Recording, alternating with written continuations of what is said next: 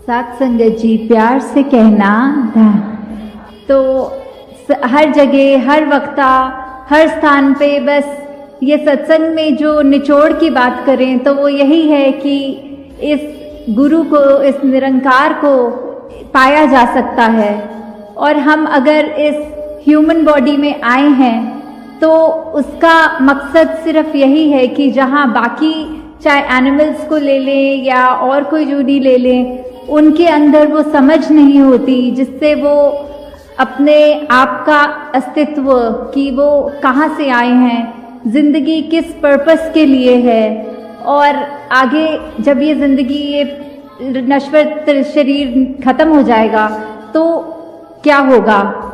तो ये सब जो है ये हम चाहे कोई भी पुराने शास्त्रों को उठा लें या अपने दिमाग से भी अगर लॉजिकली एनालाइज करके देखें तो यही पता लगता है कि इसी का जो परमात्मा रूप है, ये जो एंडलेस है, ये कतरे कतरे में है, और हम जो आत्मा हैं वो उसी की अंश हैं। तो अगर हम इस जिंदगी में जीते जीते ही इस निरंकार का असली रूप पहचान सकें, ये वही ब्रह्म ज्ञान है जो कुरुक्षेत्र के मैदान में श्री कृष्ण जी को मिला। ये वही ब्रह्म ज्ञान है जो रविदास जी, कबीर जी, मीराबाई जी, तुकाराम जी इत्यादि बहुत ही संत हैं हिंदुस्तान में भी और बाहर भी, जिनके नाम गिनने पे आए तो खत्म हो जाएगा समय। तो वो सबके जीवन में ऐसा ये क्या था जो उनको बाकी इंसानों से अलग ही थोड़ा सा ऊपर एलिवेटेड श्रेष्ठ माना जाता था। हाँ जी, இந்த பொங்கல் நல்வாழ்த்து கொடுத்து மாதாஜி என்ன சொல்றாங்கன்னா, இந்த லீவான நாள்லயும் உங்களுக்கு விடுமுறையான நாள்லயும் நீங்க எல்லாரும் வீட்டில் இருந்திருக்கலாம், இல்லாட்டி நண்பர்களோட உங்க டைம் ஸ்பெண்ட் பண்ணிருக்கலாம். ஆனா நீங்க சத்சங் ரூபத்துல இதை கொண்டாடணும்னு விரும்பினீங்க. இங்க வந்ததுல எனக்கு ரொம்ப சந்தோஷம். அதே போல் மாதாஜி சொன்னாங்க, மகாபுருஷர் ஒரு வருடமும் சென்னை வரணும்னு கேட்டாங்க. ஆனா இந்த வருடத்திலேயே இது 2வது முறை சென்னை தமிழ்நாடு வரா மாதிரி இருக்குன்னு சொன்னாங்க. அதே போல சாத்சங்கத்தில் இந்த சத்சங்கம் வரதுக்கு ஒரு முக்கியமான காரணம் என்னன்னா, குரு நிரங்கார் என்கின்ற இந்த பரம்பொருளை தெரிஞ்சுக்கிறதுக்கு தான் சாத்சங்கம்.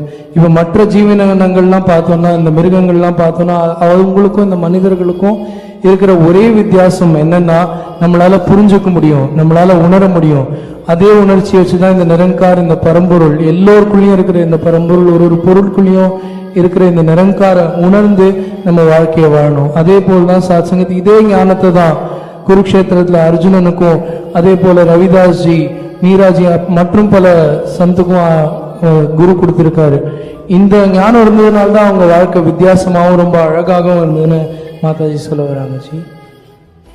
जिस तरह ये देखा जाता है कि अगर अभी जिक्र भी जिस तरह हुआ कि एक अंधकार रूपी कमरा है, तो उसमें चाहे कितना भी घना अंधेरा हो, सिर्फ एक छोटी सी कैंडल लाइट, एक वो छोटी सी आग इतनी रोशनी कर देगी, एक दीप इतना रोशनी कर देगा कि वो सालों साल का घना अंधेरा एक क्षण में जिस तरह वो अंधेरा नहीं रह जाता, वो उजाले का संग कर लेता है, तो इसलिए सब कुछ साफ साफ नजर आने लगता है। इसी तरह जीवन में अगर हम इस निरंकार को जान लें, सबसे पहले यही है, जिस तरह मिशन का नारा भी है, एक को जानो, एक को मानो, एक हो जाओ। तो ये एक क्या है? ये एक इसी निरंकार को, चाहे हर धर्म में इसको नाम अलग दिया गया है, कोई गॉड कहता है, कोई वाहेगुरु जी कहता है, कोई अल्लाह कहता है, कोई राम कहता है तो अंश में परमात्मा, ये निरंकार जो एक ही है। तो जब तक हम इस एक को जानेंगे नहीं, तब तक हम एक को मान भी नहीं सकते, क्योंकि ये तो नेचुरल सी बात है कि अगर हम किसी को जानते जब तक नहीं है तब तक उसको मान भी नहीं सकते। तो एक बार इसको जानना, इस ब्रह्म ज्ञान की प्राप्ति करनी ही सबसे जरूरी है, तभी हम मान भी पाएंगे और अंत में एक हो जाएंगे कि इस एक में ही एक में खो जाएंगे। और अगर इसको उस रूप में भी देखें कि जीते जी भी अगर हम इस एक निरंकार को मानते हैं और ये हमें पता है कि हम सब आपस में, चाहे शरीर कोई भी रंग का है, चाहे रहते कोई भी स्टेट में है, या फिर कोई खाना पहनावा ये सब तो अलग हो सकता है, पर हम अल्टीमेटली उस एक से ही निकले हैं और हम एक भाईचारे रूप में इस एक होकर भी तभी रह सकते हैं। तो ये दोनों लेवल्स पे अगर ये बात देखी जाए कि एक को जानकर ही हम एक को मान सकते हैं और फिर एक हो सकते हैं। हाँ जी।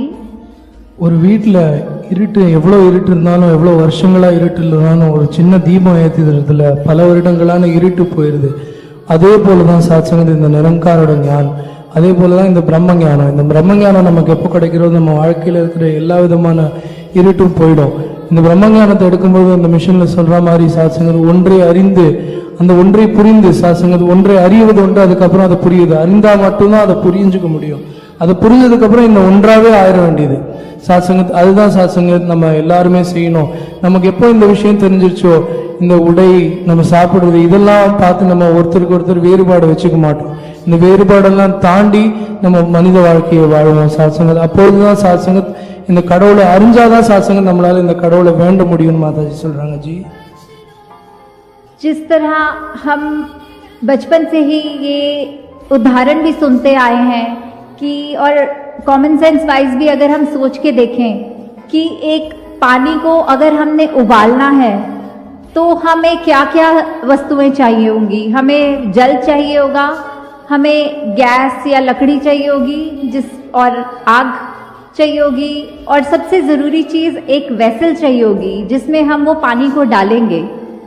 अगर हम ये सोचें कि अगर आग ने ही उस पानी को उबालना है तो हम आग जला के डायरेक्टली अगर उस लकड़ी पे पानी फेंक कर देखें तो वो उबालेगी तो क्या, उसने उस आग को ही बुझा देना है पानी में।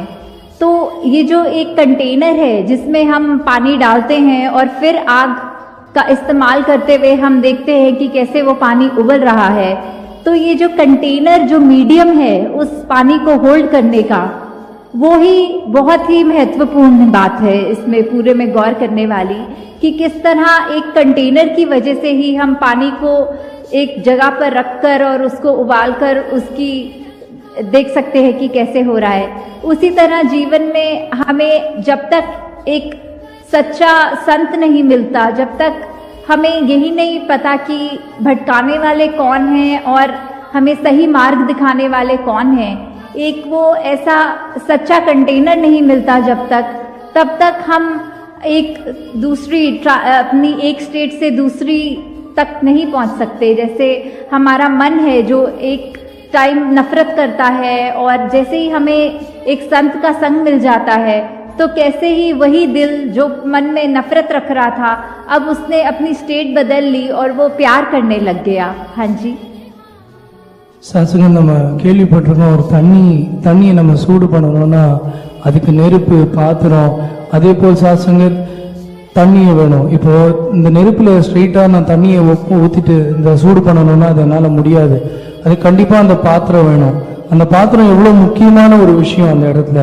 அதே போல் தான் சாத்சங்கத் நம்ம வாழ்க்கையில பல நண்பர்கள், பல ஆட்கள் நம்ம வாழ்க்கையில வராங்க. ரொம்ப முக்கியமான ஒரு பாத்திரம் என்னன்னா அந்த மாபுருஷர்.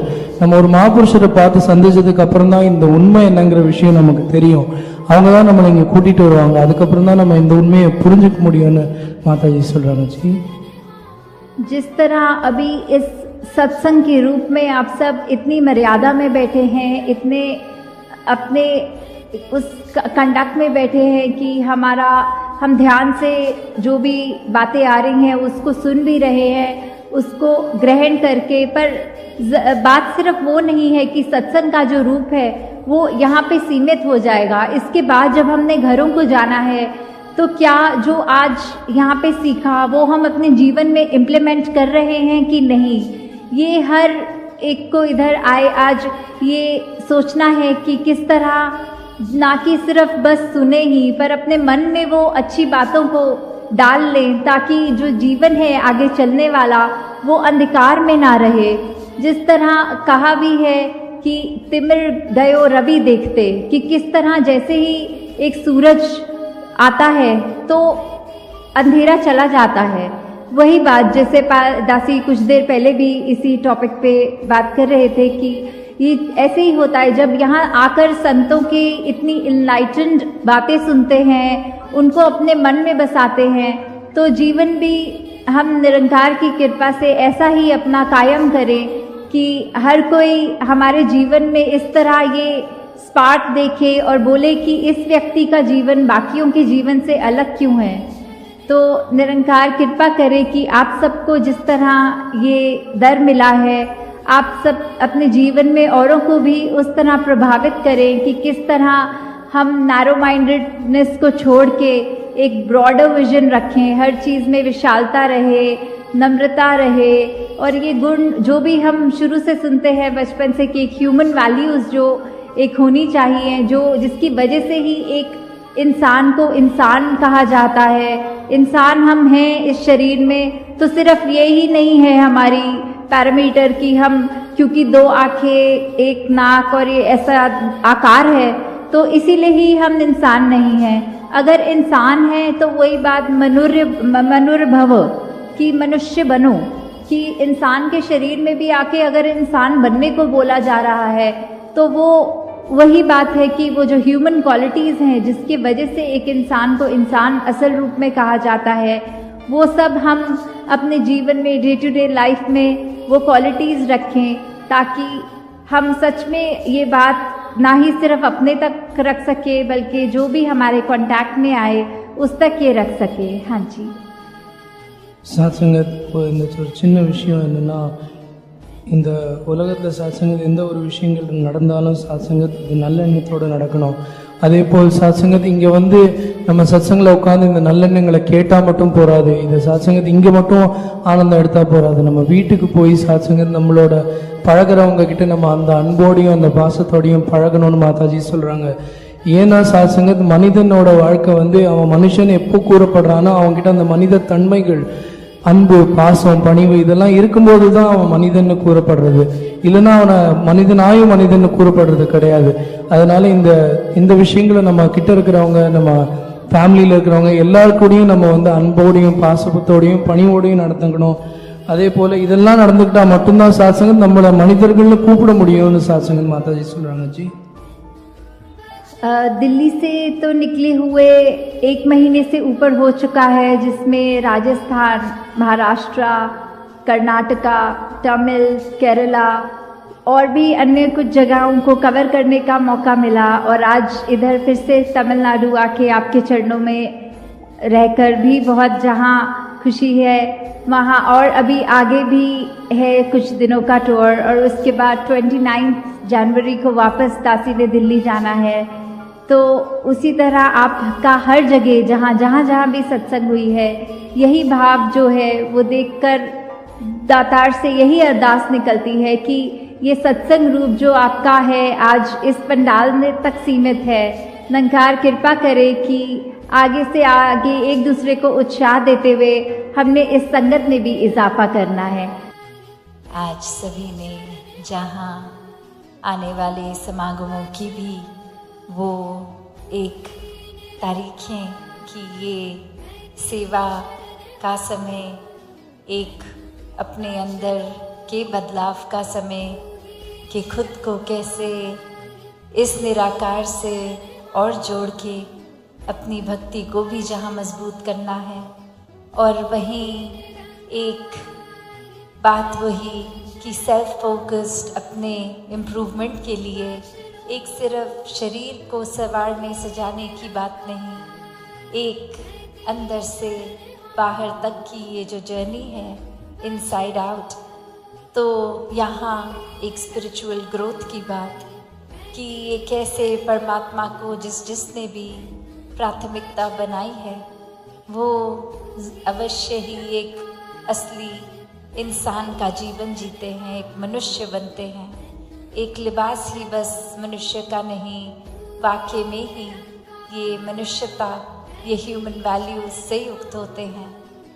तो कैसे एक इंसान का जीवन जहाँ अनेकों गुण इस इंसान के स्वाभाविक हो जाते हैं, क्योंकि ये स्तोत्र, ये निराकार, ये परमात्मा इसी के साथ एकमिक हो गए, ये एक हो गए।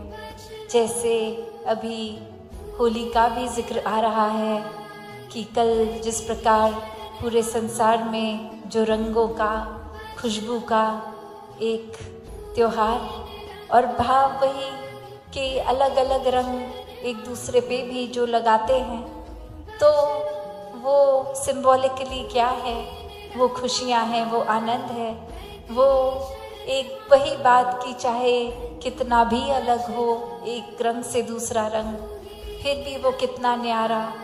और जब सारे रंग हम मिक्स कर देते हैं तो वो बहुत ही एक डार्क सा कलर बन जाता है। तो वही वो बात जो इकमिक वाली कि फिर वो अलग अलग कोई पिंक पर्पल ब्लू ये अलग नहीं किए जा सकते जब सब एक साथ मिक्स कर दिए गए हों। और वैसे ही वही बात कि ये इकमिक अवस्था कि इस निराकार से जब मन एक हो जाता है तो फिर ये हमारी शरीर की लिमिटेशंस नहीं रहती। फिर वही जो परमात्मा शरीर के अंदर जिसका वास बाहर भी है, और वही फिर वो रियलाइजेशन कि ये शरीर भी ये निराकार का ही। तो कैसे ये एक उस तरह से तो बस कंटेनर है ये शरीर जिसके अंदर भी परमात्मा है, जिसके बाहर भी परमात्मा है।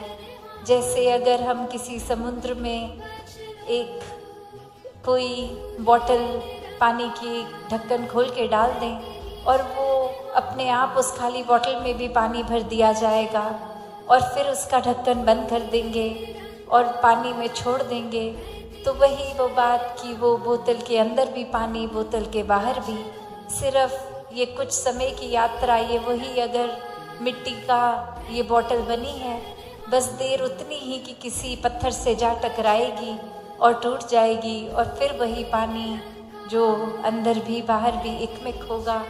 तो बात यहाँ रियलाइजेशन की, ये ब्रह्म ज्ञान की जब बात होती है, ये इकमिक अवस्था आत्मा परमात्मा की। तो ऐसे ही भाव हर एक संत के रहे हैं अपने जीवन में कि सब काम बहुत सरल हो जाते हैं, पर ये प्राथमिकता अगर परमात्मा पे टिकाई है तो ही एक एफर्टलेसली ये जीवन एक पानी में गो विद द फ्लो के भाव से जाएगा, उस तरह का जीवन बनेगा। वरना हर पल एक एफर्ट लगता रहेगा, एक अनेकों स्ट्रेस टेंशन्स इस तरह हावी हो जाएंगी जहां हम खुद को डूअर एक कर्ता मान लेंगे। एक मन से प्रेम के भाव चले जाएंगे, एक मन में फिर कुछ हासिल करने का ही भाव रह जाएगा। एक जो अभी भी जैसे हम सुन रहे थे कि प्रेम से उत्पन्न होने वाले फिर परमात्मा तक के भाव, ये अरदास रूप। और वहीं हमने अभी जिक्र ये भी सुना कि कैसे अरदास मांग पहले बन के फिर सिद्ध बन जाती है। कैसे वो प्यार का जो एक अपना गुण है जो कि अपने आप में इतना वास्ट, इतना अनकंडीशनल गुण ये, और उसको कैसे ही हम सब उस तरह एक छोटे से दायरे में बांध देते हैं कि घर परिवार में भी एक या फिर किसी रिश्ते में भी ऐसे बांध के रख देते हैं कि ये अगर आप किसी बच्चे को भी समझाते हैं तो ऐसी कंडीशंस डाल देते हैं कि आप मेरी बात नहीं मान रहे तो आप मेरे अच्छे बच्चे नहीं हो। और वही वो बच्चा एक अब इस बात को सोच लेता है कि अगर मुझे ये आइडियल चाइल्ड बनना पड़ेगा तो हर बात, हर तरीका जो माँ बाप जैसा चाहते हैं वैसा ही अंधाधुंध करना पड़ेगा।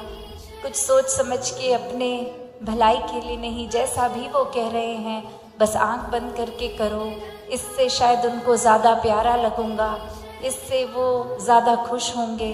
और इसी तरह की कंडीशनिंग से ये जीवन और बढ़ता है।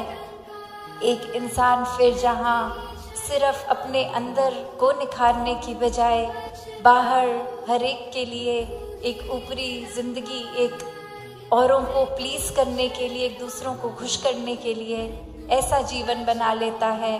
अंदर से चाहे भाव कैसे भी हों पर बाहर बहुत ही मीठा हर एक के साथ एक ये ऐसे रूप भी डिप्लोमेटिक बातों करने का कि चाहते कुछ और हैं, एक कवर कुछ और बना के अपनी बात को प्रस्तुत किया जा रहा है, जहाँ हर चीज़ देखा जाए, हर रिश्ते में वो ट्रांसपेरेंसी, वो प्यार, वो क्लियर कम्युनिकेशन, वो जो आजकल टर्म भी बहुत यूज़ हो रही है, लव लैंग्वेज, कि कैसे ये प्यार कि हो सकता है मेरा प्यार करने का तरीका किसी और का होगा, एक तरीके की तरह, एक मैं जिस तरह पसंद कर रहा हूँ उस तरह मैं दूसरे को प्यार दूँ। पर दूसरे इंसान को अगर हम वाकई ही प्यार करते हैं तो वो समझ भी हो कि क्या उसको इस तरह का प्यार जब वो रिसीव कर रहा है तो उसको कैसा महसूस हो रहा है। कहीं एक मैं तो अपने प्यार को उस ज़िद की तरह ही कि बस ये मेरा तरीका है प्यार करने का, मैं तो ऐसे ही प्यार करूं, और आगे जो रिसीवर है प्यार का वो ही कह दे कि नहीं, ऐसा वाला प्यार मुझे प्यार की तरह फील नहीं होता, ये कोई बंदिश लगती है, ये कोई एक भाव फिर एक स्पिरिचुअल ग्रोथ का या ये पर्सनल ग्रोथ का लगता ही नहीं। एक सेंस ऑफ सिक्योरिटी, एक सेफ, एक महफूज रहना, ऐसा एहसास आता ही नहीं। तो फिर वही बात कि चाहे मन में हमारे भाव एक प्यार दूसरे तक पहुंचाने का है, पर वो लव लैंग्वेज पे हमें ध्यान रखना है। हमने किस तरह अपने भाव को, जो भाव हैं वो दूसरे तक बिना किसी एक सेल्फिश होके कि एक हम जिस तरह चाहते हैं वैसा ही करें, पर प्यार तो समर्पित होना है, दूसरे को जैसा पसंद है वैसा करना प्यार ही प्यार है। तो ऐसे ही भावों के संतों ने ये जी कर दिखाया कि ये हर एक के लिए अपने आप को एक दास भावना, ये मर मिट के भी देने वाले भाव कि एक अपना अहंकार, ईगो, एक मुझे जैसा पसंद है उसको छोड़कर एक क्या ज़रूरत है उस समय की, कैसा प्यार देना है। तो ये बिना चतुर चालाकियाँ भाव और गुण प्यार का वही मेंटेन करते हुए फिर वो प्यार देते चले जाना ही प्यार है। तो ऐसे भाव भी अक्सर जब रिश्तों में आ जाते हैं तो वही एक लगने लगता है कि अगर किसी के साथ प्यार है उसको डोमिनेट किया जाए, उससे अपनी हर जिद मनवाई जाए, एक अपने वो रूप प्यार का जो एक था कि प्यार तो देना था, वहीं अब प्यार की डेफिनेशन उस रिश्ते में रहकर ऐसी बना ली कि प्यार का मतलब प्यार रिसीव करके स्पेशल फील करना है। एक हर समय दूसरा इंसान हमारे ही मूड को ठीक करता रहे, हमारे लिए जो अपने आप को करना चाहता है मन मार के करे। तो आज के समय में प्यार की शायद डेफिनेशन हर किसी ने अपने मुताबिक अलग अलग बना ली है, पर ये जो प्रेम है ये फिर खुद को खोना ही प्रेम है कि ऐसा एकमिक हो जाना, वो चाहे इस परमात्मा की बात हो या संसारिक रूप में किसी भी तरह का रिश्ता निभा रहे हों, जब तक ये एक नहीं होंगे तब तक ये प्यार नहीं होगा, क्योंकि प्यार तो एक ही है। एक अगर हम कोई रिश्ते की भी बात करते हैं वो रिश्ता तो एक ही है, बस बात वही कि चाहे शरीर रूप में वो दो इंडिविजुअल्स हैं पर ये प्यार तो एक ही है। तो वही जब तक इस परमात्मा से एकमिक नहीं होंगे हम अपने आप की भी पहचान नहीं कर पाएंगे, और जब तक अपनी ही पहचान नहीं की, ये वाकई ही शरीर की, अपने जीवन की यात्रा कुछ सालों की, और ये आत्मा परमात्मा ये एक असल में जो एकमिक होने हैं, और वही उस भाव से जब ब्रह्म ज्ञान द्वारा जीते जी ये समझ आ जाता है, उसको हर पल जीते हैं, तो अपने हर घर परिवार रिश्ते नाते में ये एक भाव एकमिक होने का आ जाता है। फिर सिर्फ देना और किस तरह देना है, वही बात जो अभी हम सुन रहे थे कि फिर वो प्रेम प्रेम की तरह किया जाता है, हिंसा की तरह नहीं, कि जिसको जिस तरह भी ऐसा ही प्यार परोसें जैसा उसको भी अच्छा लगे, और वो हम भी बीइंग ट्रू टू आवरसेल्व्स वैसा ही प्यार दें। तो कोई जहाँ बनावटी रूप आ जाता है ये इच्छाएं आ जाती हैं, जिद आ जाती है, वहाँ प्यार एक असली अपने मूल रूप में, असली मूल गुण में प्यार नहीं रहता, वो प्रेम नहीं रहता। तो जहाँ एक दुनियावी रूप में एक लहर के ऊपर दूसरी लहर, जैसे आजकल बोला भी जाता है कि चेहरा तो इंसान का एक है, पर एक मास्क ऊपर मुकुट अलग अलग तरह के लगाता रहता है, जैसी ज़रूरत जहाँ जा रहे हैं वैसा बन के चला जाता है। और ये बात अगर गहराई में सोची जाए तो वही कि ये एक चेंज की जहाँ बात आती है कि ऐसा एक समय अनुसार, लोगों के अनुसार, तो उसके भी दो पहलू हैं कि ऐसा क्यों किया जा रहा है, क्या नीयत है, क्या इंटेंशन है। अगर तो बहुत ही सेल्फिश हो के एक अपने छोटे से दायरे में सिर्फ अपनी प्रशंसा, अपने आप को एक अच्छा सर्वश्रेष्ठ दिखाना है, उस हिसाब से औरों के लिए एक अच्छाई का नकाब डाल रहे हैं, तो वो हरगिज़ मुबारक नहीं है, क्योंकि वो बहुत ही एक तो शॉर्ट लिव्ड होगा, एक वो बहुत ही छोटी देर के लिए ही एक ऐसा हम कर पाएंगे, क्योंकि अंदर भी एक बनावटी रूप से, एक एक्टिव रूप से अगर हम भी जीते हैं तो वो अंदर ही अंदर कुछ समय बाद चीज़ खाती है कि अंदर से ऐसे नहीं है, हमें सिर्फ बनना पड़ रहा है, बहुत घुटन हो रही है, ये बहुत छोटे दायरे में एक क्लस्ट्रोफोबिक फील हो रहा है, तो वापस अपने असली स्वभाव की तरफ ही आने का दिल करता है।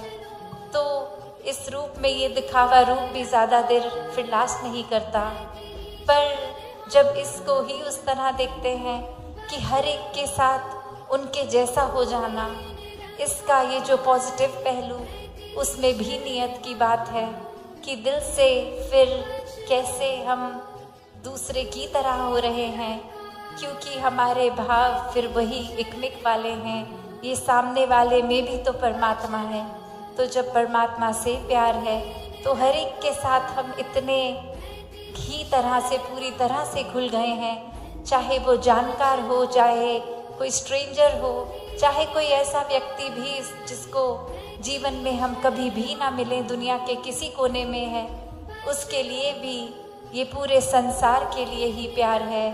एक भाव, ये एक पूरे ही दिल से दिल तक जाने वाले ये प्रेम के भाव, जैसे एक नदी होती है और वो नदी का काम बहना, पानी देना, और अब वो नदी का भाव, वो पानी का वो प्रेम कि ये अब किसी तक भी जाए, एक शीतलता, ठंडक, प्यास बुझाने का ही काम करेगी। और कैसे समर्पित होके नदी अपना पानी अपने लिए नहीं रखती, वैसे ही एक नदी अगर बह रही है तो नदी को ये भी फर्क नहीं पड़ता कि उसमें से कोई एक बोतल पानी पी रहा है या दो लोग एक एक बोतल पानी पी रहे हैं, या फिर उसमें कोई सिर्फ इंसान ही पानी पी रहे हैं या कोई जानवर भी आ रहे हैं। क्या उस पानी का यूजेज हो रहा है, क्या कपड़े धुल रहे हैं, या किसी और तरह से कंजम्पशन है उस पानी की, क्योंकि नदी के वो इस चीज़ से मतलब ही नहीं है, उसको तो बस इस प्यार में बहना है। तो बात वही, जहाँ हम ये सोच लेते हैं मन में, ये पोजेसिव हो जाते हैं, ये सेंस ऑफ ओनरशिप कि ये नदी तो मेरी है, इस नदी में अब कोई और कैसे है, वो अपना हिस्सा कैसे ले रहा है, ये तो पूरी तरह बस मेरी ही है। तो वहाँ फिर वो भाव, चाहे जेलसी के कहें, चाहे एक अपनी इनसिक्योरिटी के कहें, एक अन्य और भी भाव जो फिर एक पॉजिटिविटी से बहुत दूर के भाव होते हैं, तो फिर वो खुद को भी ऐसी सोच, ऐसे ख्याल, ऐसे भाव जहाँ एक सुकून नहीं दे रहे हैं, तो फिर बात तो प्यार की हो रही है, प्रेम की हो रही है, अनकंडीशनल लव की। तो उसी सेंटेंस में फिर ये दूषित इमोशंस की बात, एक फीलिंग्स की बात, एक एंगर, एक इस तरह का एक छोटे दायरे में किसी को बांधना, उसके प्रति ऐसा महसूस करना तो ये तो बहुत ही आपस में कॉन्ट्रडिक्टरी बात है, क्योंकि प्यार है तो अनकंडीशनल लव है, ये सीमित नहीं है, ये असीम है। और फिर इसी पे हक जमा कर एक ऐसे भावों को अगर हमने रखा है, तो फिर कैसे हम सोच सकते हैं कि वाकई में ही वो प्यार है? फिर वो प्यार नहीं है, वो हमने अपने मुताबिक कि हम तो प्यार ऐसा ही करेंगे, दूसरे को बदलना होगा, उस नदी को बदलना होगा, वो उस दिशा में बहे ही ना जिस दिशा में और कोई भी वो जाए, वो तो सिर्फ मेरी दिशा मेरे घर की ओर ही आती रहे। तो ऐसा तो फिर वो नदी को कंट्रोल करना जहाँ संभव ही नहीं है, वहाँ हम कैसे वो प्यार के मूल से कितने दूर हो गए कि भाव तो नदी का यही था कि प्यार है हर एक तक पहुँचे, और वही एक हम प्यार के भाव को भी दूषित कर रहे हैं। हम उसमें एक अपने सेल्फिश मोटिव्स पूरे कर रहे हैं, एक खुद को बेहतर फील करने के लिए शायद दूसरे को बेहतर ना फील करा रहे हों। तो जहाँ दासी का घड़ी की ओर भी ध्यान जा रहा है, तो और समय ना लेते हुए बस एक ही पंक्ति में और बात रख के कि कैसे एक रूप प्यार का वो परमात्मा से जब तक जुड़ा है, उसी से उत्पन्न हुआ है, और उसी को एक हम बिना किसी चतुर चालाकियों के दूसरे तक पहुंचा रहे हैं, तब तक तो वो प्यार बहुत ही मुबारक प्यार है। वरना फिर वो प्यार ना देने के समय अच्छा फील होगा, ना वो रिसीवर को अच्छा फील होगा। तो ऐसा ही प्यार हर कोई करता जाए, जहाँ वो सीमित ना हो, ये असीम रूप में एक नेवर एंडिंग, एक बिना सेल्फिश होकर वो प्यार दिया जाए। ऐसा ही भक्तों ने सिखाया है कि परमात्मा के प्रति ऐसी लगन हो कि फिर हर कोई चीज़ प्यार लगे, और वो प्यार लगने का मेन कारण यही होगा कि जैसे वो नदी का पानी नहीं वो प्यार है, ऐसे ही पहले हमें भी प्यार बनना होगा। एक बार जब खुद प्यार बन जाएंगे तो ही हर समय ये प्यार आगे भी दे सकेंगे। तो दातार हर एक पे कृपा करे कि ये प्रेमा भक्ति का रूप, ये प्यार में एक मिक इस परमात्मा से हर कोई होता जाए, ताकि फिर आपसी रिश्तों में भी वो झलके, और सिर्फ झलकाने के लिए नहीं, दर्शाने के लिए नहीं, दिल से इस परमात्मा का हो के फिर ये प्यार हर एक तक पहुँचे। तो अब आगे सभी ने जैसे सुना भी कि आप सबके दर्शन अब 1 महीने के बाद इधर होंगे, तो सब ने अपने अपने भवनों पे भी उसी तरह फिर सत्संग का आनंद लेना है। आपसी संगत का एक दूसरे से सहयोग, ये प्यार हमेशा और ही बढ़ता जाए।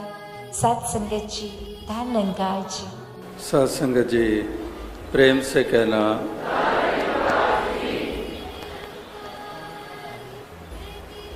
साथ संगत, जगह जगह पर श्रद्धा भक्ति भावना देखने को मिल रही है। अकीदा विश्वास इस परमात्मा ईश्वर निराकार के ऊपर परिपक्व रखते हुए इस जीवन के सफ़र को तय कर रहे हैं। जहाँ जहाँ पर भी जाने के अवसर मौके मिलते हैं, वहाँ वहाँ ही यही श्रद्धा भावना देखने को मिलती है। भक्तजन भक्ति भरा जीवन जीने के लिए हमेशा ही उत्साहित रहते हैं, और भक्ति में सेवा सत्संग सुमिरन आता है तो सेवा भी तन मन धन की निष्काम भाव से करते हैं, अकर्ता भाव से करते हैं। और सुमिरन इस निराकार का 8 पहर, ये उठते बैठते श्वास श्वास सिमरो गोविंद, जो श्वास श्वास पे नाम ले वृथा श्वास मत खोए, या फिर तू ही नंकार करो ते हर पल इसनु याद करो। तो जहाँ पर सत्संग के लिए भक्त, जो भक्ति का महत्वपूर्ण अंग है, इसके लिए हमेशा उत्साहित रहते हैं कि संगत करिए साध की अंत करे निर्भाव, साकत संग न कीजिए जाते हुए बिना। तो संगत साधु की करने को ये महत्वपूर्ण मानते हैं। साकत का संग हमेशा संसार के लिए गिरावट का कारण बना है। जो साकत प्रवृत्ति है उसने आज तक डुबोया ही डुबोया है। लेकिन संत प्रवृत्ति जो होती है इसने उभारा ही उभारा है। तो इसलिए संगत करिए साध की, कि संतों का संग, महापुरुषों का संग ये वास्तविकता में हमारा पार उतारा करता है, हमारे जीवन के म्यार को ऊंचा करता है। तो सत्संग, जहाँ भी सत का संग होता है वहाँ ही एक स्वर्गमय वातावरण बनता है। वहाँ पर हमारे मन को शुद्धता प्राप्त होती है, वहाँ पर प्रेरणादायक वचन श्रवण करने को मिलते हैं, जैसे गीत, कविता, व्याख्यान के रूप में अपनी भावों को अभिव्यक्ति दी जाती है। तो सब अपनी अपनी भाषा में एक भाव जो रखते हैं वो एक सरीका ही हुआ करते हैं, और वो इसी भाव से युक्त होकर औरों को भी प्रेरित करते हैं कि हमने सत्य का संग किए रखना है, हमने इससे नाता तोड़ना नहीं है। इसीलिए विसरना ही दातार अपना नाम दे, कि दातार तुझे विसारे नहीं, तुझे भुलाए नहीं, तेरा एहसास बना रहे। तो आठों पहर एहसास कैसे बना रहे? अक्सर इंसान कहते हैं कामकाज भी करने हैं, घर के काम करने हैं, नौकरी चाकरी भी करनी है, बिजनेस भी करना है, अनेकों जिम्मेदारियां निभानी है, तो इससे नाता कैसे जुड़ा रह सकता है? तो कबीर जी ने कितनी सुंदर मिसाल जो दी, जो दास लगातार उसको अब बयान करता आ रहा है कि सुमिरन की सुधियों करो ज्यों गागर पनिहार, हाले डोले सुरत में कहे कबीर विचार। कि एक बहनें गागर सर पे रखकर जो जाती हैं, घर से चलती हैं और कुएं तक पहुंचती हैं, और कुएं से पानी भर लेती हैं, उस गागर को भर लेती हैं और फिर सर पे उठा लेती हैं। कई तो एक से ज़्यादा गागर भी, एक के ऊपर दूसरी, दूसरे के ऊपर तीसरी भी उठा लेती हैं। तो वो गागर भर लेती हैं, और गागर भर के तो क्या वो बैठ जाती हैं वहीं कुएं के किनारे के ऊपर? फिर तो वो एम ही ख़त्म हो गया, एक औचित्य ही ख़त्म हो गया कि पानी तो भर के घर पे लाना है। तो वो क्या करती हैं, वो घर आती हैं और रास्ते में चलती हुई आ रही हैं, और रास्ता भी हमवार नहीं है। यहाँ पहाड़ों में तो विशेषकर उतराई चढ़ाई पगडंडियाँ हमवार जगह है नहीं, तो उबड़ खाबड़ ज़मीन से चल कर आती हैं। लेकिन कबीर जी मिसाल क्या दे रहे हैं कि सुमिरन की सुधियों करो ज्यों गागर पनिहार, हाले डोले, हिलती भी हैं, डुलती भी हैं, चलती हैं, बातचीत करती हैं, बातचीत सुनती हैं, अनेकों विषयों के ऊपर बातचीत चल रही है, लेकिन हाले डोले सुरत में, कि वो लेकिन उनको एहसास बना हुआ है कि हमारे सर के ऊपर गागर है, गागर में पानी है, और पानी कहीं छलक ना जाए, पानी कहीं गिर ना जाए। इसलिए कॉन्शियसली या सब कॉन्शियसली कह दें, उनको एहसास होता है कि पानी है, इसकी संभाल करनी है। इसलिए वो अपने कदम सहज में इस ढंग से धरती हैं कि जिस्म का बैलेंस बनाए रखती हैं और पानी को गिरने नहीं देती हैं। अब इसका मतलब ये थोड़ी है कि वो बातचीत नहीं कर रही हैं, केवल पानी का ध्यान धरना है, बातचीत छोड़ दें, चलना छोड़ दें, क्रियाएं छोड़ दें, फर्ज छोड़ दें, जिम्मेदारियां छोड़ दें। अक्सर ये, लेकिन कबीर जी कह रहे हैं कि वो पानी भरना भी है और घर तक लेके भी जाना है, चलना भी है, सब जिम्मेदारियां निभानी है, लेकिन एहसास बना हुआ है। जैसे वो पानी का रटन नहीं कर रही हैं बहनें, पानी पानी, गागर गागर, उसके ऊपर उसमें पानी, ये रटन नहीं कर रही हैं, लेकिन एहसास है।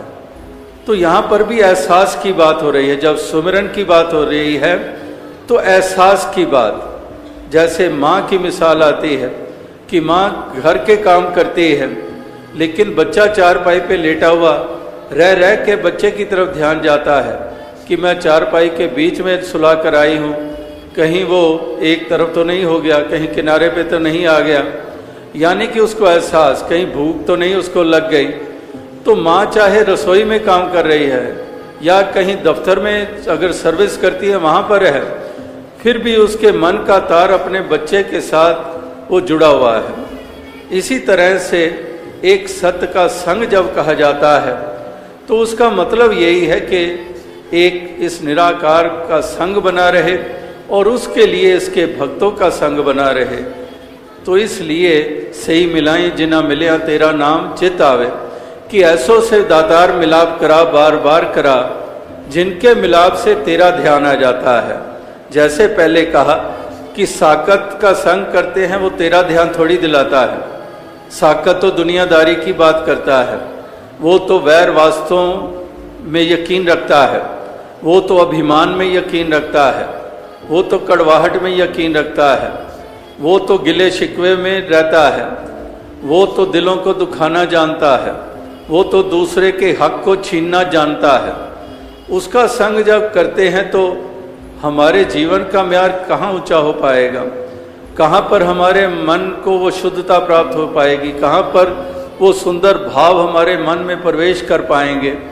साकत का संग नहीं, संतों का संग, महापुरुषों का संग, वही हमें ये प्रदान करता है। इसीलिए सही मिलाई जिना मिलिया तेरा नाम चितावे, कि ऐसों से मिलाप करा जिनके मिलाप से तेरी तरफ मन का रुझान हो जाता है, तेरा ध्यान हो जाता है, तेरा एहसास हो जाता है। तो इसलिए इनका संग करते हैं तो ध्यान इस मालिक की तरफ चला जाता है। और ओत प्रोत सा सिलसिला है, अगर मालिक का ध्यान करते हैं तो संतों की तरफ ध्यान चला जाता है।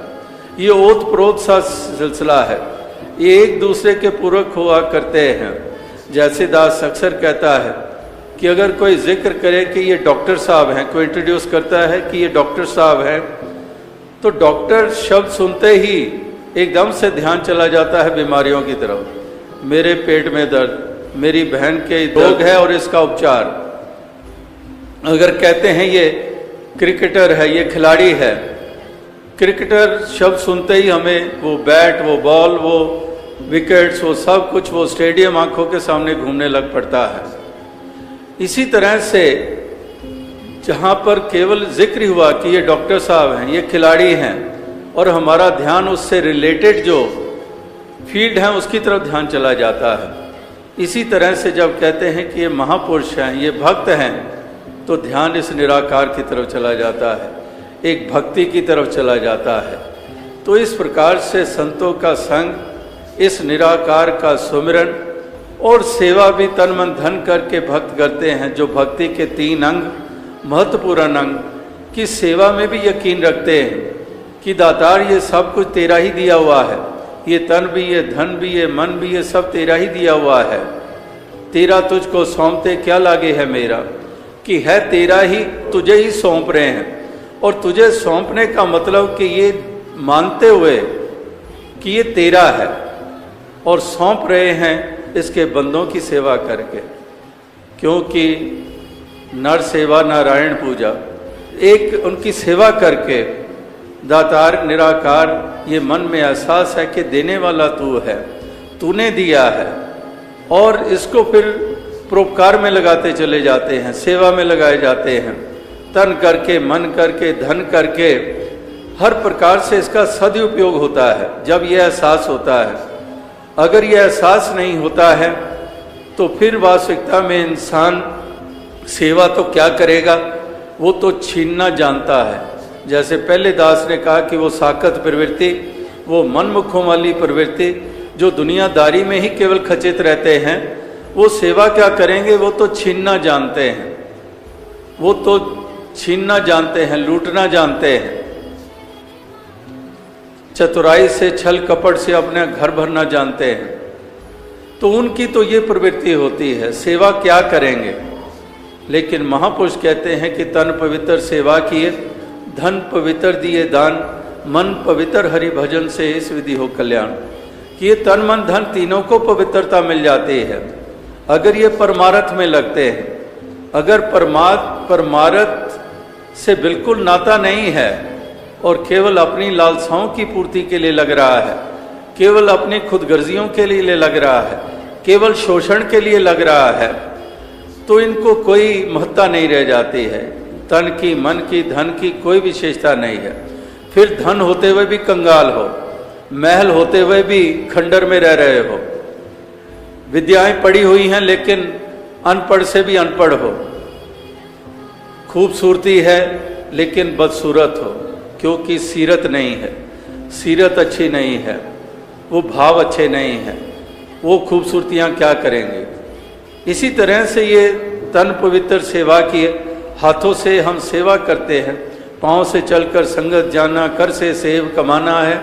हम अवतार वाणी में भी पढ़ते हैं कि इस तरह से ये तन को पवित्रता मिलती है, आँखों को पवित्रता मिलती है कि नैनन संत दरस नहीं देखा, लोचन मोर पंख कर लेखा, कि नैनों से दर्शन करते हैं, नैनों को पवित्रता मिलती है। चाहे लाख नज़ारे हों, आंखें देखें उनको, लेकिन कहते हैं कि आंखों की महत्ता, अगर वो नैनन संत दरस नहीं देखा, अगर सज्जनों संतों के दर्शन नहीं करती आंखें, तो आंखें ऐसी हैं जैसे मोर के पंख के ऊपर आकृतियां बनी होती हैं, वैसे ही वो आंखें हैं, आंखें होते हुए भी वो आंखें नहीं हैं। इसी प्रकार से जो सिर साईं ना निवे सो सिर कीजिए काय, कुन्ने हेठ जलाइए बालन संदेह थाए, कि ये सर की भी कीमत तभी है अगर ये श्रद्धा से झुकना जानता है। जो सिर साईं ना निवे सो सिर कीजिए काय, उस सर का क्या फायदा, कुन्ने हेठ जलाई बालन संदेह थाए, वो तो एक ईंधन के काम आ जाए, वो तो बालन के काम आ जाए। तो इस तरह से रसना जपे ना नाम ता तिल तिल कर कटिए, इस जुबान की भी कीमत क्या है। जुबान की भी कीमत तभी है अगर ये हरि का यश कर रही है, मधुर वाणी का इस्तेमाल है, दिलों को सुकून दे रही है, तब तो इस वाणी का महत्व है, वरना इस जुबान का भी कोई महत्व नहीं है। तो इस तरह से तन की को बचाना, दास अक्सर कहते हैं कि ये बड़े हौसले वाला है। अब एक वो भी हौसले वाले हैं जो दिन दिहाड़े डकैती डालते हैं, बिजी ट्रैफिक होते हुए भी वहां कत्ल कर देते हैं, हौसला है तभी तो कर गुजरते हैं। लेकिन दूसरी तरफ वो हौसले जो हमारे जवान, हमारे आर्मी के, हमारे फोर्सेस के, या फिर कोई साधारण कोई गृहस्थी है, वो भी सड़क से गुजर रहा है, किसी अबला के ऊपर जुल्म देख रहा है, कोई ज्यादती देख रहा है, उसके बचाव के लिए आगे आ जाता है, वो हौसला भी है। तो दोनों हौसलों में देखें किसकी महत्ता है। उस हौसले की महत्ता है जो नेकी पे लग रही है, जो दूसरे के कल्याण में लग रही है, जो देश प्रेम के तहत लग रही है, वो हौसला मुबारक है। तो वो हौसले जो मासूमों की जानें लिए चले जा रहे हैं, गर्दन कलम करते चले जा रहे हैं, मजहब का नाम लेकर, धर्म का नाम लेकर, ये कौन से हौसले हैं। तो इस तरह से महापुरुष संत जन हमेशा वो पहलू ही हमारे सामने उजागर करते हैं जिनको हमने अपनाना है, जिसको हमने जीना है, और इस प्रकार से वो कदम उठाते हुए अपने इस जीवन के सफ़र को हमने सफल करना है, अपने जीवन के म्यार को हमने ऊंचा करना है। तो भक्ति के मार्ग पर जहाँ सेवा सत्संग सुमिरन की महत्ता, तो भक्त में गुण होते हैं प्यार वाले, निम्रता वाले, दास भावना वाले, हृदय की विशालता वाले, सहनशीलता वाले, सब्र संतोख वाले। ये एक भक्ति जिसको हम कहते हैं, भक्त जिसको कहते हैं, उसमें फिर ये गुणों की भी चर्चा होती है कि ये गुण होते हैं भक्तों में जो प्यार निम्रता में रहते हैं, जो प्यार करना जानते हैं, नफरत नहीं करते हैं, घृणा नहीं करते हैं, वैर नहीं करते हैं, ईर्ष्या नहीं करते हैं, जलन की भावना नहीं रखते हैं, वो प्रेम करना जानते हैं, प्यार की दौलत बांटते हैं। जैसे कहते हैं कि प्रेम प्रेम सब कोई कहे, प्रेम न जाने कोई, 8 पहर बहता रहे प्रेम कहाए सोए, कि 8 पहर बहता रहता है। पहाड़ों में भी आप जानते हैं कि झरने बहते चले जाते हैं, बरस के किसी महीने में चले जाओ, ऐसे झरने आपको देखने को मिलेंगे जो बहते ही चले जाते हैं। तो यहाँ पर भी यही कहा जा रहा है कि 8 पहर बहता रहे प्रेम कहाए सोए, कि ये प्रेम की गंगा बहाते चले जाते हैं, ये प्रेम की दौलत बांटते चले जाते हैं। कमी है तो आज प्यार की है, प्यार की कमी है। जहाँ देखो, घरों में देखो, घर में किसी से पूछो, घर के सदस्य हैं, मुझे प्यार नहीं मिल रहा घर में। समाज में चले जाओ, प्यार नहीं मिल रहा है। प्यार की कितनी कमी हो गई है। तो प्यार की कमी की पूर्ति के लिए आखिर कोई साधन भी तो हो, तो साधन फिर से सज्जन होते हैं, संत होते हैं, भक्त होते हैं। जो प्यार की ठंडी फुहार बनकर तपते हुए दिलों को शांत करते हैं, जो ठंडक प्रदान करते हैं। तो ये प्यार की दौलत है। इस प्यार की दौलत को बांटते चले जाते हैं, इसका भागीदार हर किसी को बनाते चले जाते हैं। इस तरह से ये प्रेम भाव से युक्त होते हैं। और love is God, God is love, ये बचपन से हम सुनते आ रहे हैं कि प्रभु की सबसे सुंदर अभिव्यक्ति वो प्यार के रूप में ही है। हालांकि प्रभु की मैनिफेस्टेशंस कितने ही रूपों में है, लेकिन प्यार वाला पहलू सबसे एक सुंदर पहलू है। तो इस पहलू को ही अपनाते हैं भक्त। वो इस प्यार की दौलत को बांटते चले जाते हैं, प्यार देते चले जाते हैं, करुणा के भाव से युक्त होते हैं, दया के भाव से युक्त होते हैं। इसीलिए सच्चे धर्मी भी वही होते हैं, क्योंकि दया धर्म का मूल है, पाप मूल अभिमान। तुलसी दया न छोड़िए जब लग घट में प्राण। तो एक दया भावना से युक्त होते हैं। महापुरुष मिसाल देते हैं, कहते हैं कि संत हृदय नवनीत समाना, कि एक माखन के समान होते हैं, एक नवनीत के समान, माखन के समान होता है संत का हृदय, भक्त का हृदय। तो उसमें एक और मिसाल जुड़ती है। कहते हैं कि माखन की वो टुकड़ी पिघलती है जिस टुकड़ी को आंच दी जाती है, सेक दिया जाता है, वो माखन की टिकिया जो वो पिघलती है। लेकिन संत की महत्ता इससे भी आगे कि सेक या आंच किसी और को लगती है और पिघल ये जाते हैं। इस तरह से इनका एक दयालु हृदय होता है, एक दर्द होता है हर किसी के प्रति, दूसरों के जानते, ना इस दूसरे को नीचा मानते हैं। आपस को जो जाने नीचा, सही गनिए सब ते ऊंचा। बुरा जो देखन मैं चला, बुरा ना मिलियो कोई, जा मन खोजा अपना, मुझसे बुरा ना कोई। अपने आप को नीचा मानते हैं, अपने आप को दास मानते हैं, अहम अभिमान नहीं। दुनिया में तो दूसरों को ही नीचा माना जाता है और दूसरा बताया जाता है। जाति के आधार पर तू नीचा, मजहब के आधार पर तू नीचा, भाषा मेरी उत्तम, रंग मेरा गोरा, तू काले रंग का, तेरा तिरस्कार। इस तरह से अनेकों अनेकों नेशंस के हिसाब से, प्रांतों के हिसाब से कितने कितने बाउंड्रीज, कितने कितने दीवारें। तो इस तरह से इंसान अहम करता है, अभिमान करता है, तन का भी, धन का भी, विद्वता का भी अभिमान करता है और दूसरे को नीचा दिखाता है, दूसरे को नीचा मानता है। लेकिन भक्त महापुरुष ये सत्कार करना जानते हैं, ये दूसरे का आदर करना जानते हैं, अपने आप को निमाणा मानते हैं, अपने आप को अधूरा मानते हैं और उसी अधूरेपन को पूरा करने के लिए ही हमेशा यत्नशील रहते हैं। और संसार में दूसरे को नीचा माना जाता है, अधूरा माना जाता है और उसकी फिर निंदा की जाती है। उसको जहाँ बैठेंगे उसकी निंदा करते चले जाएंगे। तो एक अंग्रेजी में कहावत है, if you spend more and more time in improving yourself, less and less time is left to criticise others. कि अपने आप को सुधारने में अगर अधिक समय लगाओगे तो दूसरे के ऊपर उंगली करने के लिए समय नहीं बचेगा।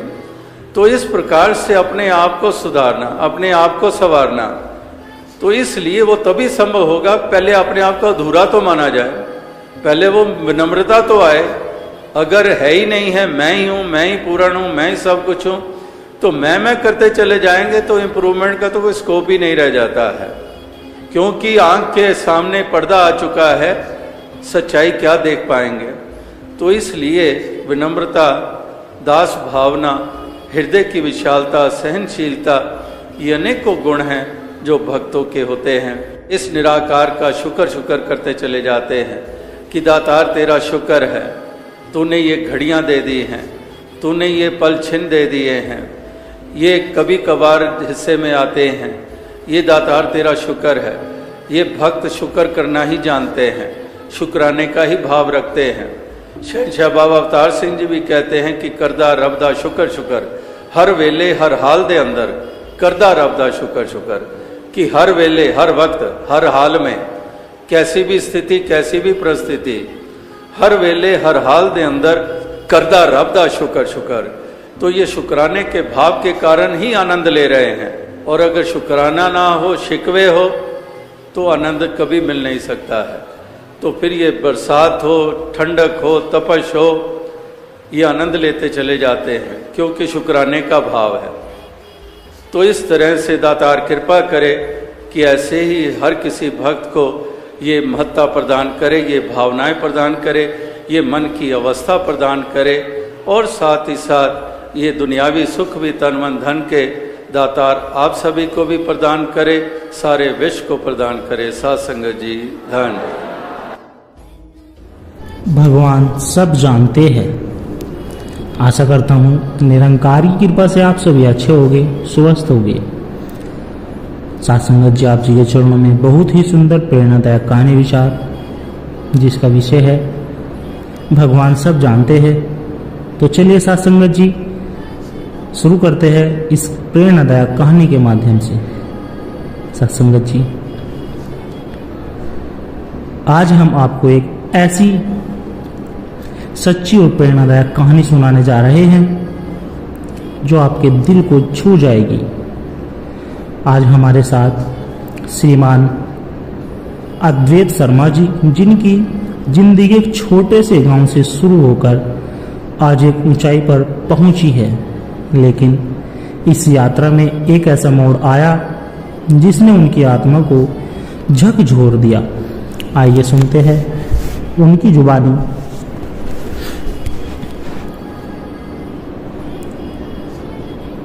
मैं एक छोटे से गांव में जन्मा था, जहां गरीबी आम बात थी। बचपन से ही सपना था कि पढ़ लिख कर बड़ा आदमी बनूं, लेकिन हालात कभी हमारे साथ नहीं थे। पिताजी कहते थे, बेटा भगवान सब देख रहे हैं, मेहनत कर, सच्चाई से चल, सब अच्छा होगा। पर मैं हंस देता था, सोचता था भगवान को क्या फुर्सत है हमें देखने की। समय बीतता गया, मैं शहर आया, पढ़ाई पूरी की, नौकरी लगी, पर मन में एक चोर था, शॉर्टकट अपनाने का। ईमानदारी से धीमी प्रगति हो रही थी और मैं बेसब्र हो गया। एक दिन एक बड़ा अवसर मिला, कंपनी के पैसों में गड़बड़ी का थोड़ा फायदा उठा सकता था। मैंने सोचा, कौन देख रहा है, किसे पता चलेगा। मैंने वो गड़बड़ी कर दी, कुछ पैसे हाथ आए। पहली बार अपराध बोध नहीं हुआ, सब सामान्य था। पर एक रात एक सपना आया। मैं एक अंधेरी सुरंग में जा रहा था और सामने एक ज्योति प्रकट हुई। एक आवाज आई, तू किससे छिपा रहा है? जिससे तू सबसे छिपाता है वह तुझे जानता है। मैं घबरा गया, आंखें खुली, पसीने से भीगा हुआ था। पसीने से भीगा हुआ था। अगले दिन ऑफिस में बुलावा आया, सीबीआई जांच। मैं हिल गया, पर जब रिपोर्ट आई तो पता चला कोई सबूत नहीं मिला था। मैं बच गया, पर उस रात की आवाज ने मुझे बदल दिया था। भगवान सब जानते हैं, खुद को धोखा देना सबसे बड़ा अपराध है।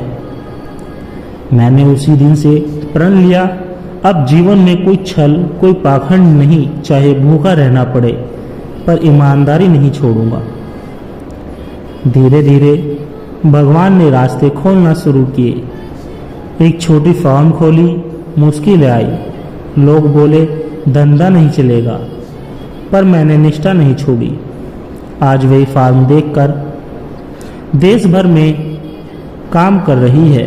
मेरा नाम है, सम्मान के साथ पैसा मिल गया, सम्मान मिल गया, आत्मा, सुकून, अनमोल सब कुछ मिल गया। तो दोस्तों, आपने देखा भगवान हमारी हर भावना, हर सोच, हर कर्म को जानते हैं। हम किसी को धोखा दे सकते हैं, खुद को भी, पर उसे नहीं। सच्चाई का रास्ता कठिन जरूर है, पर आखिर में वही सबसे सुंदर मंजिल तक पहुंचाता है।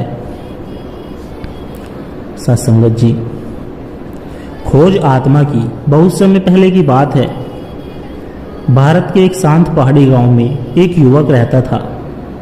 उसका नाम था आरव। आरव बचपन से ही बहुत चंचल था, पर उसके मन में हमेशा एक प्रश्न गूंजता रहता था कि मैं कौन हूँ, इस जीवन का क्या उद्देश्य है। गांव के लोग उसकी उत्सुकता पर हंसते थे। सब कहते, खाना खा, पढ़ाई कर, काम कर, परिवार पाल, बस यही जीवन है। पर आरव को तसल्ली नहीं होती थी। वह अक्सर पहाड़ों पर चढ़कर घंटों अकेला बैठा रहता, आकाश को देखता, हवाओं की गूंज सुनता और अपने भीतर के रहस्य में खालीपन को महसूस करता। एक दिन जब वह एक सुनसान घाटी में बैठा था, अचानक एक वृद्ध साधु वहां आ पहुंचे। उनकी आंखों में अजीब सी चमक थी, जैसे वे जीवन का रहस्य जानते हो। साधु ने मुस्कुराकर पूछा, क्या ढूंढ रहे हो बेटा?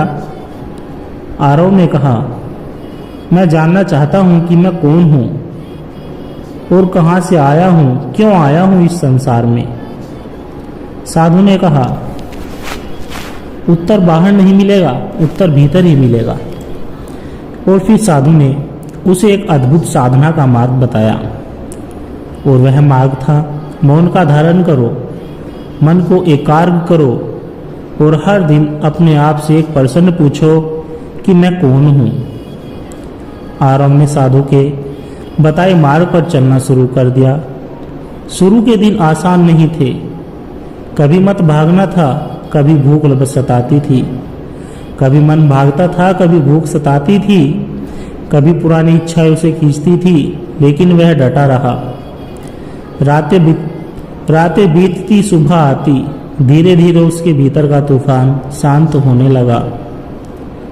अब उसे अनुभव होने लगा कि वह शरीर नहीं है, वह विचार नहीं है, वह भावना भी नहीं है, वह तो इन सबसे परे है। एक दिन गांव में एक विपत्ति आई, महामारी फैली, लोग डर गए, भागने लगे। आरव ने अपनी साधना छोड़ी नहीं, बल्कि सेवा में लग गया। बीमारों की सेवा की, भूखों को भोजन खिलाया और डरे हुए को सहारा दिया। गांव के लोग उसे महात्मा कहने लगे, पर आरव जानता था महात्मा बनना उसका लक्ष्य नहीं था, उसका लक्ष्य था आत्मा को जानना। इसलिए वह सेवा करता रहा, पर भीतर से निर्लिप्त रहा, जैसे एक साधक केवल ईश्वर के आदेश का पालन कर रहा हो। एक पूर्णिमा की रात जब आरव नदी किनारे ध्यान कर रहा था, अचानक उसकी सारी सीमाएं टूट गई। वह स्वयं को शरीर से परे, विचारों से परे, भावनाओं से परे अनुभव करने लगा। एक अद्भुत प्रकाश उसके भीतर और बाहर भर गया। उसे अनुभव हुआ, मैं शरीर नहीं हूँ, मैं आत्मा हूँ, शुद्ध अनंत अमर आत्मा, और वह परमात्मा वह मुझ में ही है, मैं उसी का अंश हूँ। उस रात आरव की सारी खोज समाप्त हो गई। अब वह जानता था कि जीवन का उद्देश्य केवल सांसारिक सफलता नहीं, बल्कि आत्मा को जानना और उसके स्वरूप में स्थित होना है। अब आरव कोई साधारण व्यक्ति नहीं रहा था, उसका जीवन स्वयं एक संदेश बन गया था। वह गांव-गांव जाता, लोगों को सत्संग कराता, साधना का मार्ग बताता और यही सिखाता, तुम शरीर नहीं हो, तुम मन नहीं हो, तुम आत्मा हो, शुद्ध, निर्मल, अजर अमर आत्मा।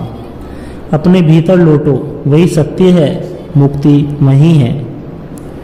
लोगों के जीवन बदलने लगे और आरव, जो एक साधारण लड़का था, सदियों तक एक संत के रूप में याद किया जाने लगा, जिसने अपनी खोज से अनगिनत आत्माओं को जगाया।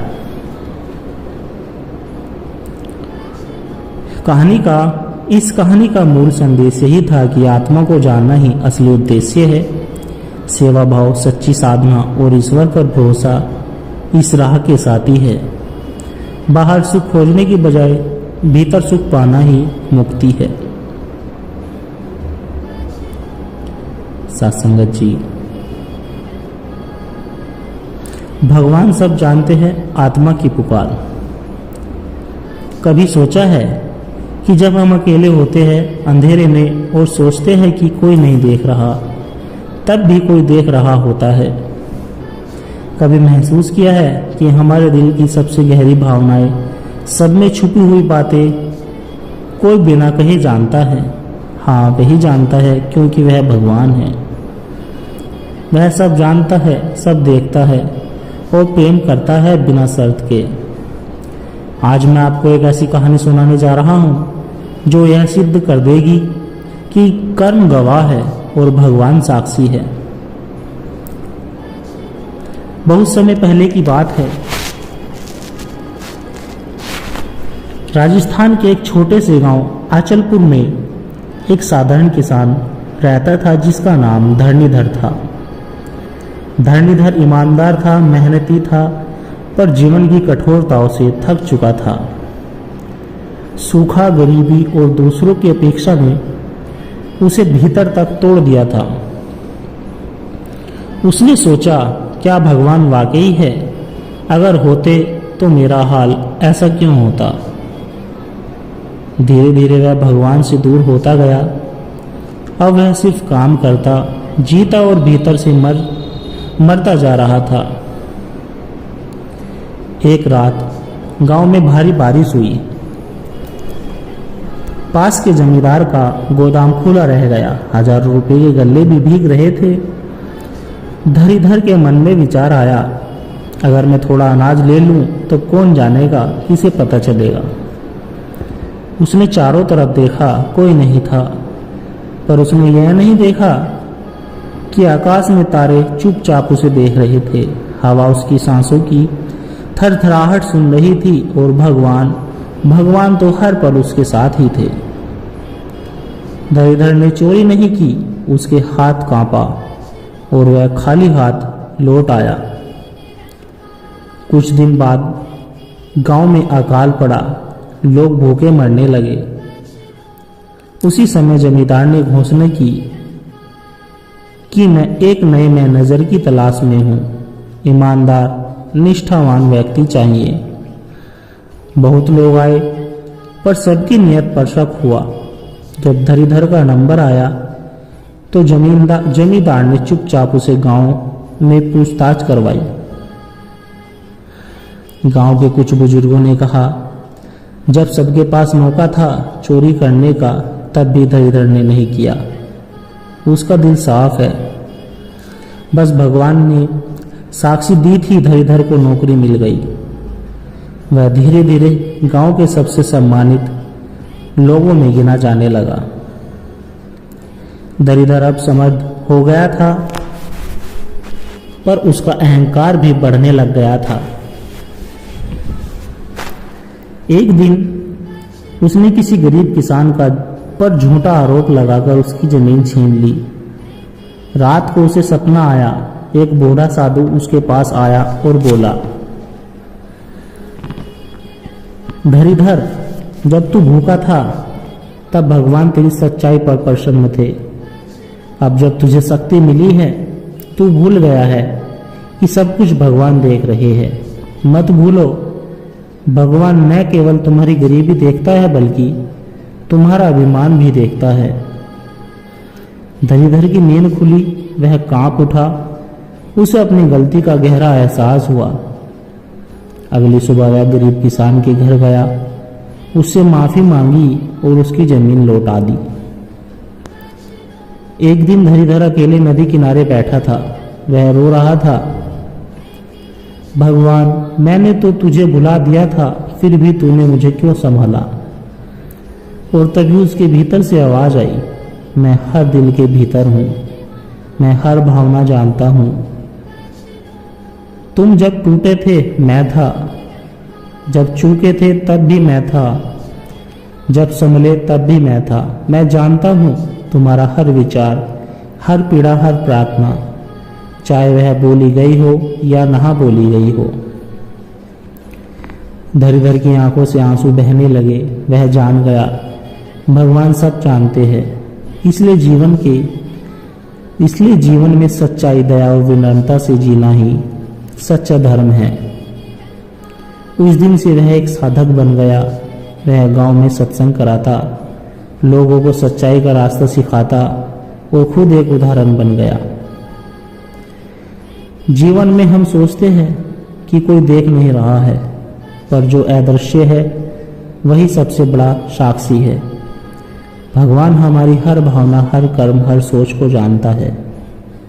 इसलिए डर से नहीं, प्रेम से, विश्वास से, सच्चाई से जियो, क्योंकि अंत में न्याय वही से होता है जो सब जानता है, सब देखता है, और वही हमें उठाता है, संभालता है, गले लगाता है। कहानी का यही सारांश था। भगवान से कुछ नहीं छुपा, कर्म ही हमारी असली पहचान है, सच्चाई और दया ही असली पूजा है। भगवान साक्षी है, न्यायकारी है और प्रेम में ही है। सत्संगत जी, एक सत्य खोज में आत्मा की यात्रा। बहुत समय पहले की बात है। उत्तर भारत के एक सुंदर से गांव शांतिपुर में एक युवक रहा करता था जिसका नाम था नरेंद्र। नरेंद्र एक साधारण किसान था, लेकिन उसके भीतर एक असाधारण बेचैनी थी। वह अक्सर आकाश को देखते हुए सोचता, क्या सच में कोई ईश्वर है? अगर है तो क्या वह मेरी कठिनाइयां जानता है? क्या वह देखता है कि मैं कितना संघर्ष कर रहा हूं? समय बीत गया। नरेंद्र दिन रात मेहनत करता रहा, फिर भी जीवन में सुख नहीं आया। कभी खेती बर्बाद हो जाती, कभी बीमारी आ घेरती। लोग कहते ईश्वर है, वह सब जानता है, धैर्य रखो। लेकिन नरेंद्र के मन में संदेह गहराता गया। वह सोचता, अगर भगवान सब जानते हैं तो मेरा दर्द क्यों नहीं देख रहे हैं? एक दिन गांव में एक साधु आए। साधु का तेज ऐसा था कि लोग उन्हें देखकर ही श्रद्धा से झुक जाते थे। नरेंद्र उनके पास गया और पूछा, महाराज, क्या भगवान सचमुच में हैं? साधु मुस्कुराकर बोले, बेटा, भगवान न केवल सब जानते हैं बल्कि सब अनुभव भी करते हैं, परंतु उनका न्याय समय पर होता है, हमारी इच्छा पर नहीं। क्या तुम सत्य को जानना चाहते हो? नरेंद्र ने सिर झुका दिया और कहा, हाँ। साधु ने कहा, तो तुम 3 परीक्षाओं से गुजरना होगा। साधु ने नरेंद्र को एक काम दिया, गांव के अमीर सेठ का नौकर बनो। सेठ बहुत चालाक था और निर्दयी था। वह हर दिन नरेंद्र से झूठ बुलवाने की कोशिश करता कि ग्राहक से अधिक पैसे वसूलो, कि अनाज में मिलावट करो। पर नरेंद्र ने अपने भीतर ठान लिया था, चाहे कुछ भी हो जाए मैं झूठ नहीं बोलूंगा। धीरे धीरे सेठ को नरेंद्र पर भरोसा हो गया और अंत में एक दिन सेठ ने गांव के सामने नरेंद्र मोदी की ईमानदारी की प्रशंसा की। नरेंद्र को अच्छा वेतन और सम्मान मिलने लगा। फिर साधु ने उसे दूसरा कार्य दिया, गांव के बीमारों और वृद्धों की सेवा करो, बिना यह सोचे कि बदले में क्या मिलेगा। नरेंद्र ने पूरी श्रद्धा से सेवा की। कभी किसी को दवाई दी, कभी खाना खिलाया, कभी रात भर किसी बीमार की देखभाल की। कई बार उसे अपमान भी सहना पड़ा। कुछ लोग उसे तुच्छ समझते, कुछ उसकी नियत पर शक करते, पर नरेंद्र ने हार नहीं मानी। उसने केवल भगवान को साक्षी मानकर सेवा जारी रखी। एक दिन भयंकर आंधी आई, नरेंद्र का घर गिर गया, फसलें बर्बाद हो गई, वह फिर भी गरीब हो गया। सभी लोग मजाक उड़ाने लगे, देखो भगवान सब जानता है, फिर भी नरेंद्र की यह हालत देखो। नरेंद्र के भीतर भी दर्द उठा।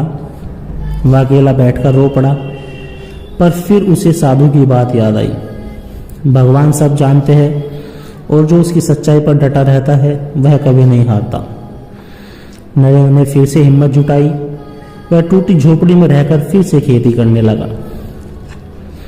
कुछ महीनों बाद एक अजनबी गांव में आया। वह एक बड़े शहर का व्यापारी था। वह किसी ऐसे व्यक्ति की तलाश में था जो ईमानदार, मेहनती और निस्वार्थी हो, ताकि अपनी जमीन उसे सौंप सके। गांव वालों ने एक स्वर में कहा, नरेंद्र से बेहतर कोई नहीं। व्यापारी ने नरेंद्र से मिलकर तुरंत ही उसे अपनी जमीनें सौंप दी। अब नरेंद्र न केवल संपन्न हुआ, बल्कि उसने अपनी संपत्ति का उपयोग गांव के भले के लिए किया। स्कूल खुलवाए, अस्पताल बनवाए, गांव के लिए आश्रम बनवाया। उसका जीवन अब एक जीवंत उदाहरण बन गया कि भगवान सब जानते हैं, देर से ही सही पर सच्चाई की विजय निश्चित है। सत्संग जी कहानी के अंत में साधु फिर आए। उन्होंने नरेंद्र से कहा, बेटा, भगवान हर भाव को, हर कर्म को, हर आंसू को जानता है। चाहे संसार देखे या ना देखे, पर ईश्वर हमेशा देखता है। तुम्हारा हर अच्छा कर्म उसके खजाने में सुरक्षित रहता है। वह उचित समय पर उसे तुम्हें लौटाता है 100 गुना बढ़ाकर। नरेंद्र की आंखों में आंसू बहने लगे। फिर सिर झुकाकर धन्यवाद दिया और अपने भीतर से वह सारे संदेह हमेशा के लिए मिटा चुका था। कर्म करो, प्रेम करो, सच्चाई से जियो, क्योंकि भगवान सब जानते हैं। सत्संग जी दास के द्वारा कहे गए प्रेरणादायक कहानी विचार। यदि आप जी को अच्छे लगे हो तो वीडियो को लाइक करें, कमेंट करें, शेयर करें और कमेंट में धन निरंकार जी जरूर लिखें। और दास को आशीर्वाद दे के हर रोज आप जी के चरणों में ऐसी एक प्रेरणादायक कहानी लेकर आता रहूं। सत्संगत जी और हमारे चैनल सोना इंस्पायर विचार को सब्सक्राइब जरूर कर दे। सत्संगत जी प्यार से कहना, धन निरंकार जी।